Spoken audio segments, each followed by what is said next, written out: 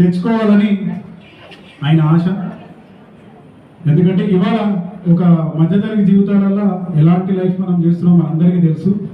అలాంటి జీవితాలు ఉండొద్దు, దానికి ఒక రియల్ ఎస్టేటే మెయిన్ ఆయుధం అని చెప్పి ఎంతో మందిని మా లాంటి లీడర్స్ను కొన్ని వందల మందిని తయారు చేసింది సార్ నమ్ముడి గారు.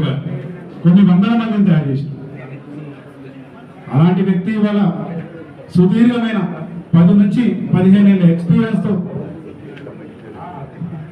ఉండి ఎన్ఆర్ఐ ప్రాజెక్ట్స్ అనే సంస్థను స్టార్ట్ చేసి అజేయంగా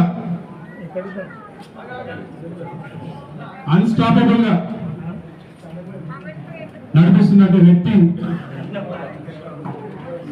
మన సిఎండి నంబూరి రవి గారండి.